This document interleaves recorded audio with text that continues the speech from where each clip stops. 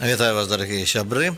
Сёння чарговы госць у нас у студыі Новым Гальпярове за гукарэжысёрскім пультам Інна Цецянок. І мы будзем гаварыць, я думаю, пра цікавыя рэчы, звязаныя з гісторыяй, звязаныя з навукай, звязаныя з супрацоўніцтвам вучоных самых розных краін, але па парадку.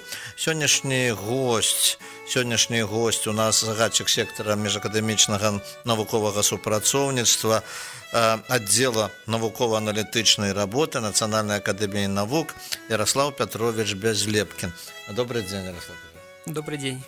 Ну, перш за ўсё я хочу сказаць, што сёння вось наш такі век, што дзеля таго, каб пазнаёміцца з чалавекам, ну, трэба зайсці ў інтэрнэт, трэба знайсці матэрыялы, звязаныя з гэтым чалавекам. А Ярослав Петрович, ну, скажем так, шырока сябе можа прадстаўляць, таму што ў яго ёсць уласны сайт. І вось я выйшаў на гэты сайт і ўжо нешта ведаю пра Ярослава Пятровича. І я магу сказаць, што кандыдат гістарычных навук, скончыў Беларускі дзяржаўны універсітэт, навуковыя інтарэсы гісторыі Другой сусветнай і Вялікай Адчыннай войн, гістарыяграфія ЗША і Великабрытаніі па гісторыі Беларусі перыяду Вялікай Адчыннай вайны, уплыў навуковых і ненавуковых фактараў на развіццё гістарыяграфіі, войны, военных конфликтов другой половы 20-го стагоддзя, геопалітыка, ну и, конечно, вот про тое, что мы будем сёння гаварыць.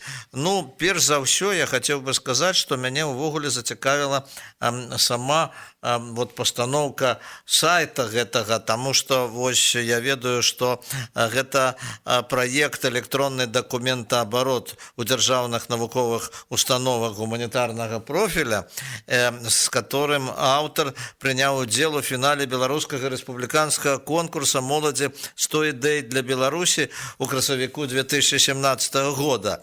І як я прачытаў, мэта зводзіцца да таго, каб стварыць камп'ютарную праграму, якая ўмее апрацоўваць натуральную мову, дазволіць камп'ютару самому ацэньваць якасць тэкста, знаходзіць слабыя месцы, падбіраць аргументы, іскаць і параўноўваць факты, захоўваць вынікі аналіза ў файл.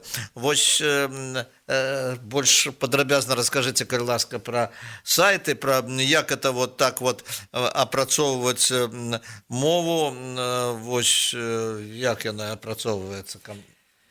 Дякую за добрыя словы. Справа ў тым, што ў 2014 годзе я абараніў кандыдацкую дысертацыю па гісторыі Беларусі перыяду Вялікай Адчыннай вайны ў англамоўнай гістарыяграфіі ЗША і Великабрытаніі. Пісаў яе доўга, звыш 8 гадоў, а пасля абароны стаў задаваць сабе пытанні. Ну вось гісторыкі пра мяне ведаюць, а што ведаюць астальныя? Як я магу перадаць тыя веды, якія я здабыў за час падрыхтоўкі кандыдацкай дысертацыі для ўсіх астатніх.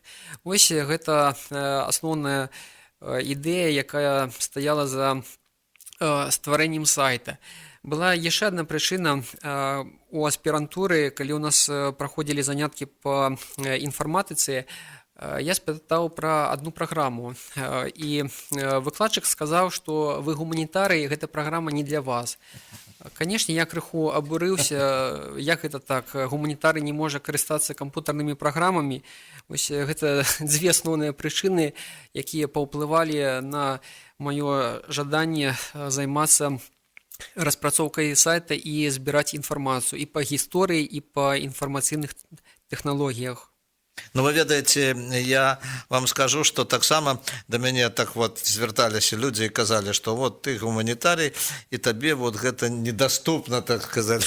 І, канешне, я авалодваў ужо камп'ютарнай тэхнікаю досыць сталым узросце. Не ўсе мае равеснікі авалодалі да гэтай тэхналогіі, але тым не менш гэта ж вельмі цікава.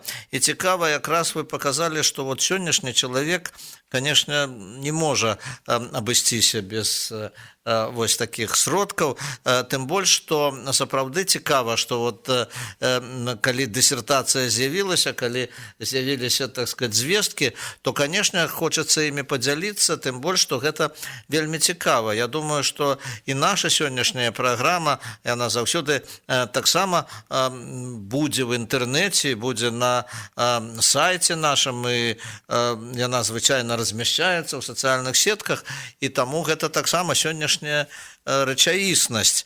Ну, а вернемся да вашай навуковай дзейнасці.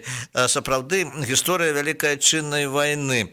Наколькі сёння вот у свеце, прынамсі у Великабрытаніі, Злучаных Штатах Амерыкі, праўдзіва і поўна асвятляецца гэтая тэма? Для таго, каб ацаніць сучасны стан англамоўнай гістарыяграфіі па гісторыі Вялікай Айчыннай вайны, неабходна вярнуцца на шмат дзесяцігоддзяў таму. Справа ў тым, што англамоўная гістарыяграфія гісторыі Вялікай Айчыннай вайны – гэта дзіця халоднай вайны. Калі былі выпрацаваны першыя тэарэтычныя падыходы, канцэпцыі, якія уплывалі не толькі на працы, якія выходзілі ў 50-е гады, у той ці іншай ступені яны уплываюць і на сучасныя працы.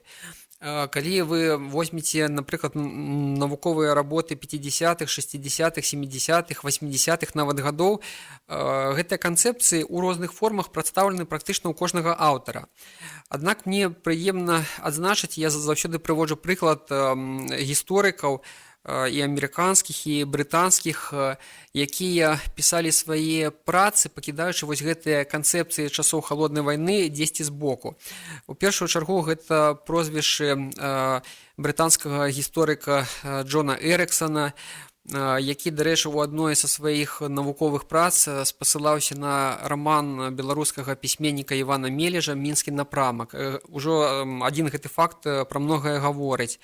Яшчэ адзін прыклад – гэта амерыканскі архівіст Тиматі Патрик Маліган, які працаваў у Вашынгтоне, меў доступ, свабодны доступ да неверагоднай колькасці нямецкіх дакументаў часоў Другой сусветнай вайны.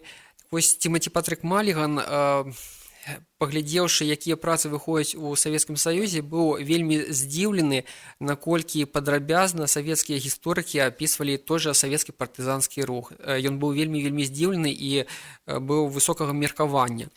Што адбываецца ў канцы 80-х, пачатку 90-х гадоў? Гэта рассакрэчванне былых сакрэтных дакументаў.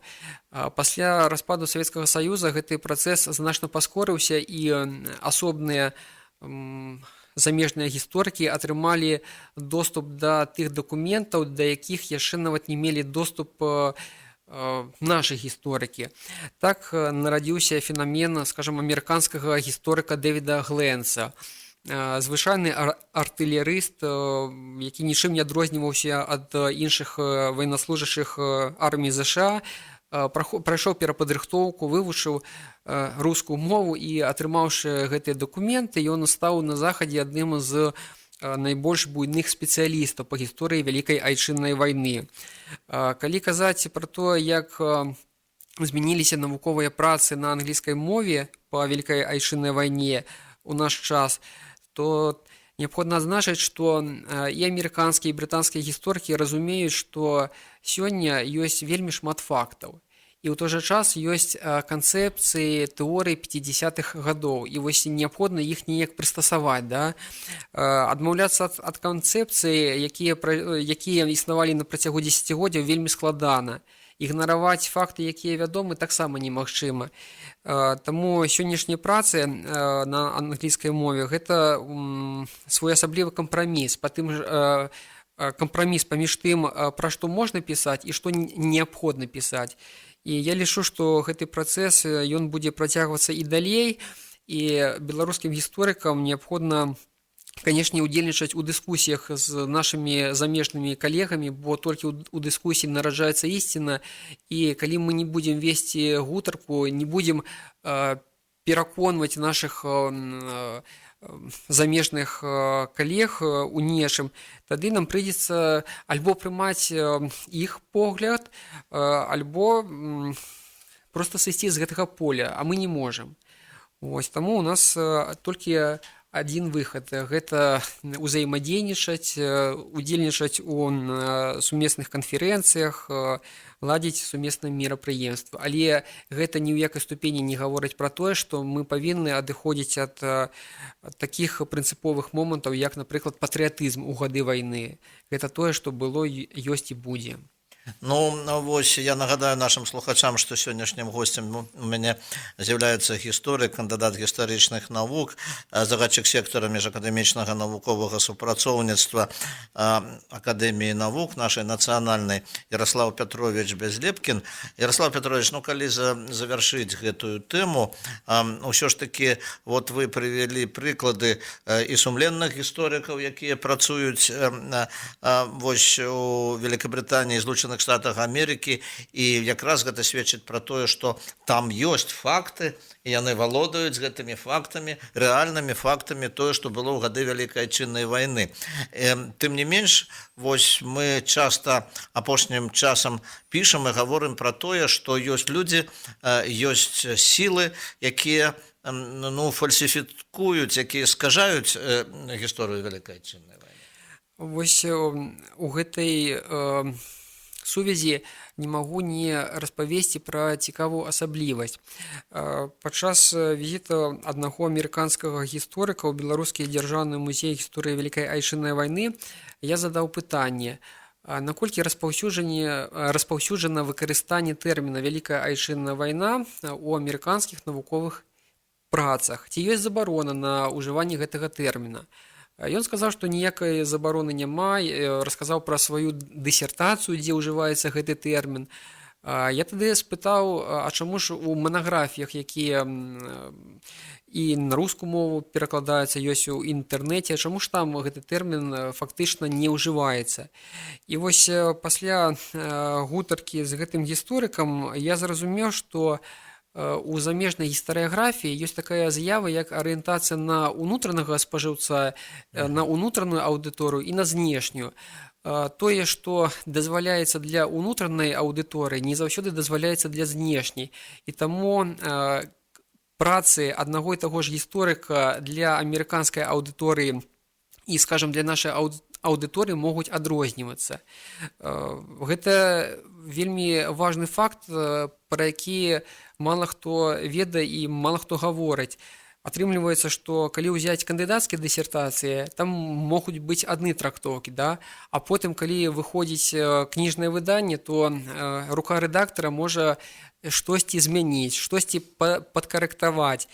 І вось незразумела, наколькі гэта робіцца за дазволу гісторыкаў, ці можа гісторыкі пастаўлены ў такое становішча, што ім проста змяняюць, да, і яны не могуць на гэта паўплываць. На такое слово хайп ёсць.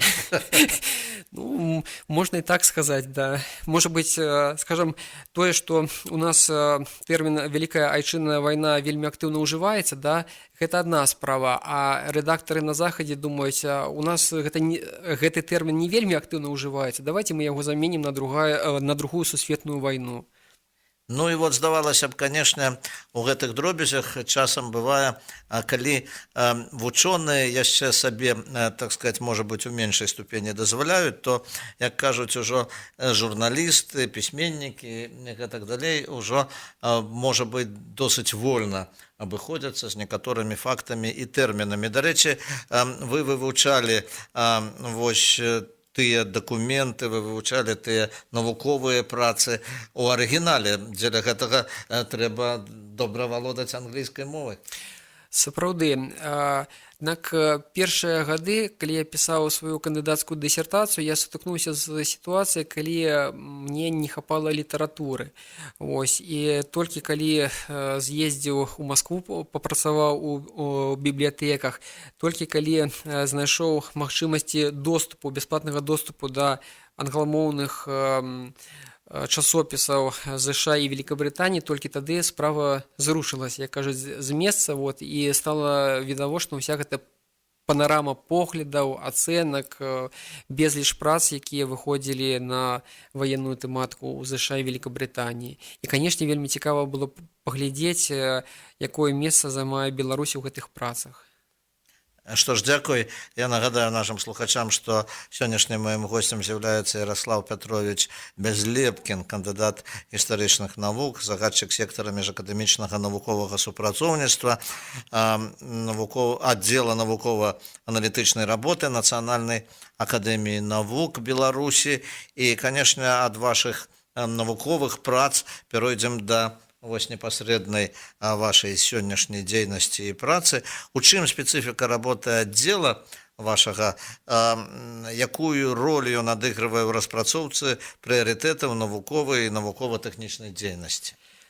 Перш за ўсё адзначу, што наш аддзел навукова-аналітычнай работы быў створаны зусім нядаўна, у 2020 годзе, для выканання некалькі буйных задач.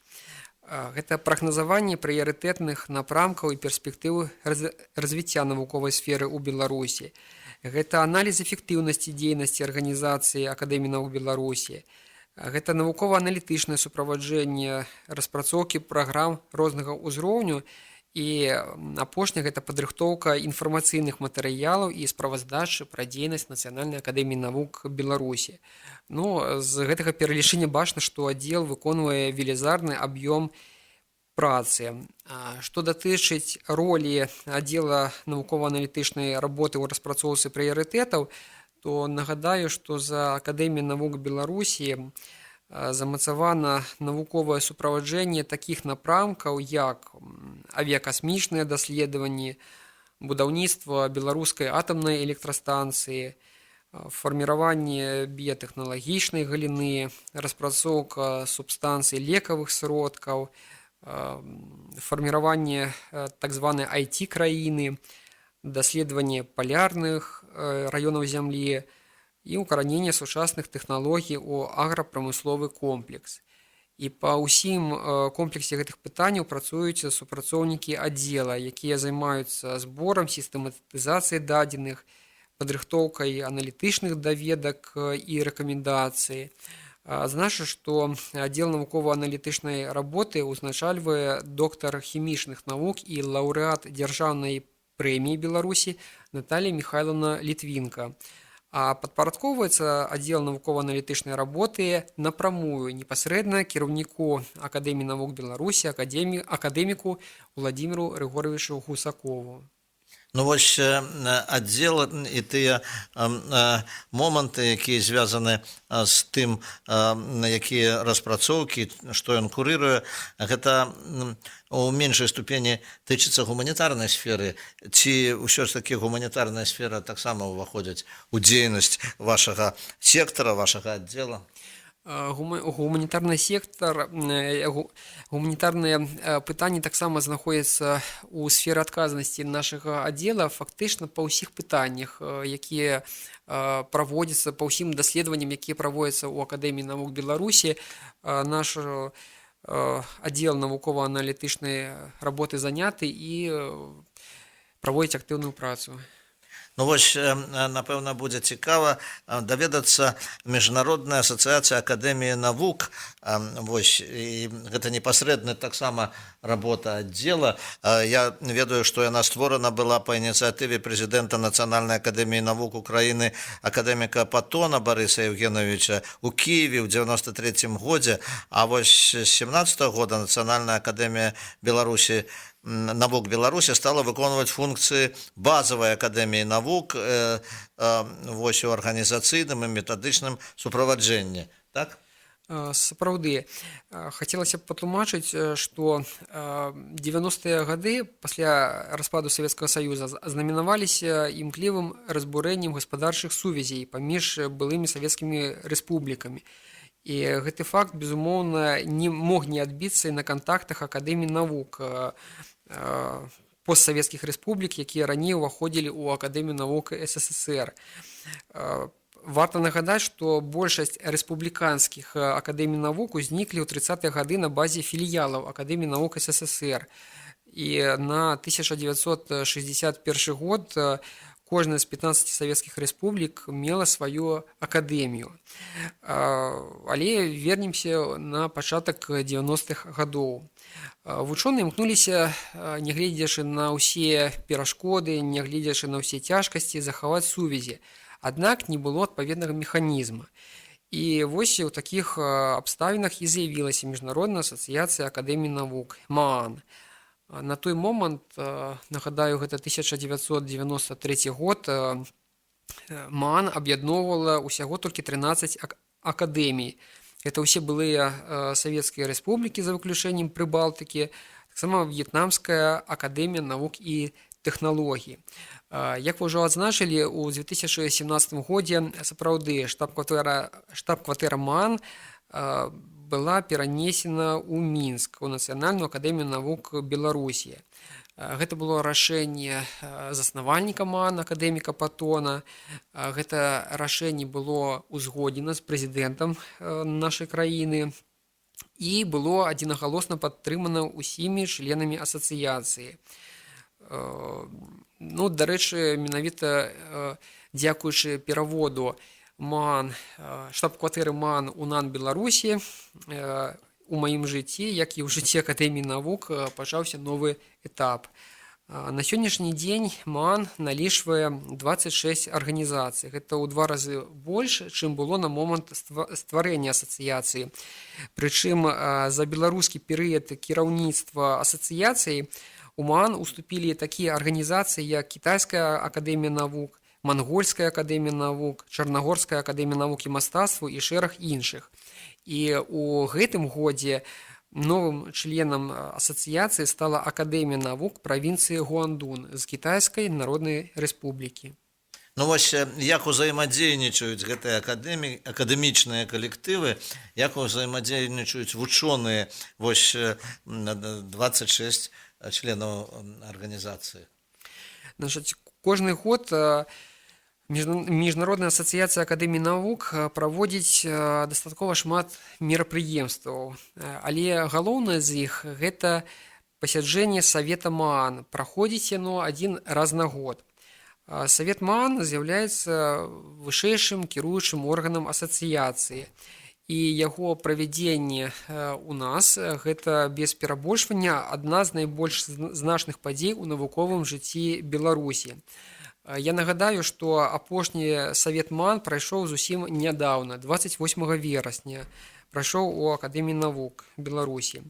У ім прымалі ўдзел кіраўнікі, віцэ-прэзідэнты такіх вядомых арганізацый, як Акадэміі навук Арменіі, Азербайджана, Казахстана, Украіны, Кітая, Манголіі, Узбекістана і іншых краін. А таксама кіраўніцтва Маскоўскага дзяржаўнага універсітэта імя Ломоносова, Аб'яднанага інстытута ядзерных даследаванняў, Курчатаўскага інстытута і іншых. Мне прыемна адзначыць, што ўсе ўдзельнікі мерапрыемства выказвалі задавальненне тым фактам, што за Міжнародную асацыяцыю акадэмій навук цяпер адказвае Акадэмія навук Беларусі. Таксама не магу не адзначыць, што кожны год праходзяць пасяджэнні 24 навуковых саветаў МААН, на якіх вучоныя абмяркоўваюць розныя пытанні і шукаюць шляхі вырашэння праблем. Дарэчы, скарыстаюся магчымасцю і зраблю анонс з'езда навуковых саветаў МААН, які пройдзе ў лістападзе гэтага года ў нашай акадэміі навук. І варта адзначыць, што з 1993 года з'езд МААН будзе праходзіць упершыню. На ім разам збяруцца і батанікі, бібліятэкары, біёлагі, географы, гісторыкі, матэматыкі, фізікі для абмеркавання перспектыў міжнароднага супрацоўніцтва па сваіх накірунках.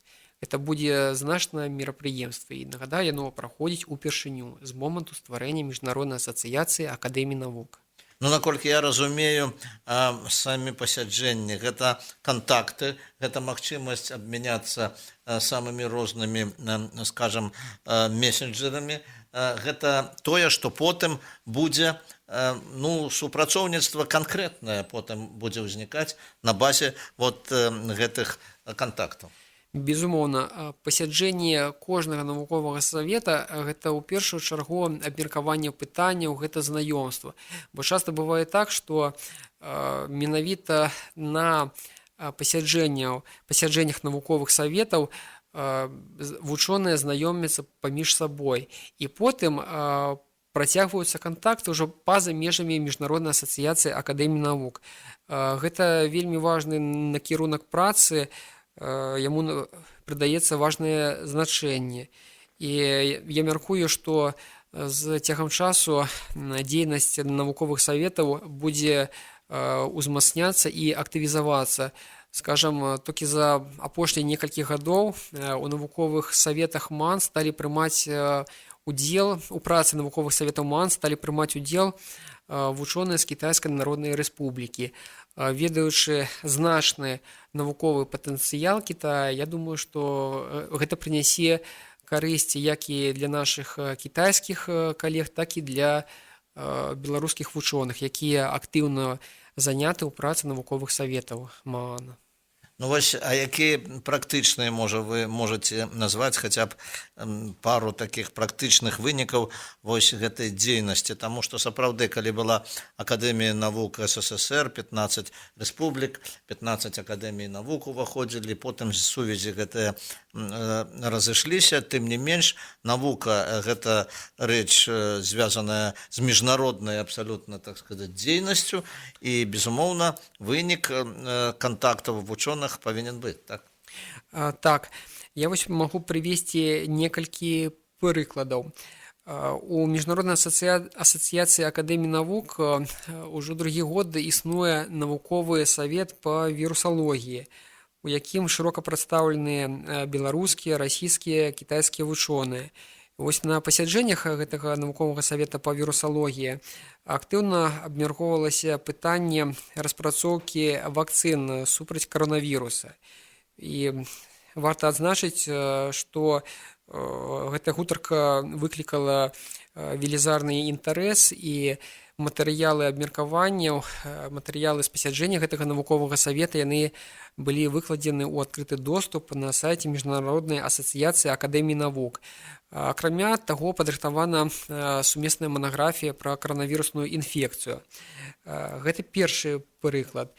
Другі прыклад – гэта дзейнасць міжнароднай асацыяцыі інстытутаў гісторыі краін СНД. Гэта таксама адзін з навуковых саветаў МАН, і вучоныя, якія прадстаўлены ў гэтым навуковым савеце, займаюцца актыўнай падрыхтоўкай сумесных прац па гісторыі, у тым ліку па гісторыі Вялікай Айчыннай вайны. І я лічу гэта вельмі важным накірункам, і неабходна працягваць.